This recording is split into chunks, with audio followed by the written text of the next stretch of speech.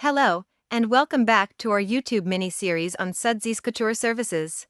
We hope that you enjoy this presentation and find it useful. First is preparation. Preparing a garment for cleaning involves identifying its fabric type and assessing the nature of stains present. Understanding these factors is crucial because different fabrics and stains necessitate varying steam temperatures and durations during the cleaning process. For example, delicate silk may require lower steam temperatures to avoid damage, while a stubborn grease stain on cotton might need a longer steaming time for effective removal.